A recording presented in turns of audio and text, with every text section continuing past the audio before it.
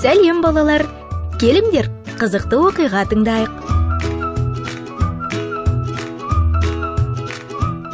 Төреші өлім жазасына келісім берді.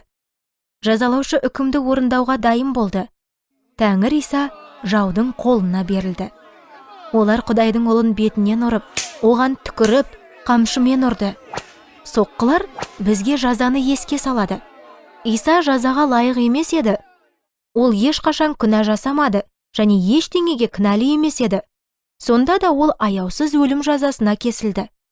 Ол жараланған арқасына ауыр айқышты көтеріп, Иерусалимнің көшелерімен жүрді. Қала сыртындағы Ғалғота деп аталатын төбеде қатыгез жасақшылар оны айқышқа шегеледі.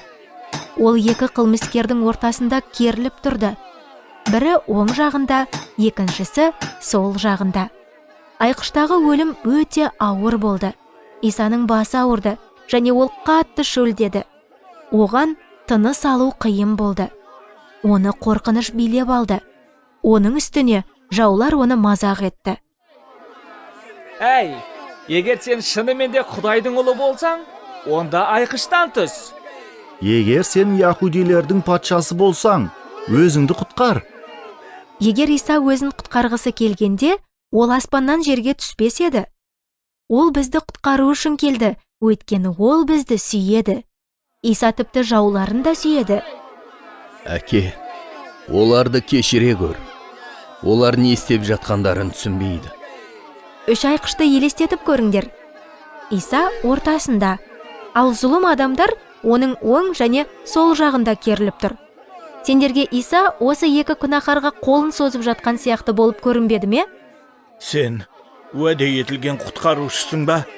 Олай болса, өзіңді де, бізді де құтқар. Аузыңды жап, Құдайдан қорықпайсың ба? Біз қылмыс жасағанымыз үшін кінәліміз. Біз жазаға лайықтымыз. Ал ол болса ешқандай жамандық істеген жоқ. Тәңір Иса, патшалығыңа кіргенде мені есіңе алшы. Саған шындығын айтамын. Бүгін ақ менімен бірге жұмақта боласың. Кісі өлтіруші өз күнәларын мойындады. Сондықтан ол жұмаққа кіре алды. Ол дұрыс айтты, біз бәріміз кінәліміз. Бірақ Иса бізді кешіреді. Оның қолдары әрқашан күнәларға созылып тұрады. Балалар, тағы да үш айқышты елестетіңдер. Ортада Иса, екі жағында қылмыскер. Бірі Исаға сенді, ал екіншісі оны мазақ етті. Біреуі құтқарылды, ал екіншісі өлді. Ал сендер қай жағындасыңдар? Иса сендерге қолын созып жатыр. Оның сүйіспеншілігі сендердің күнәларыңнан күшті. Жақында кездескенше балалар, менің атым Әлия.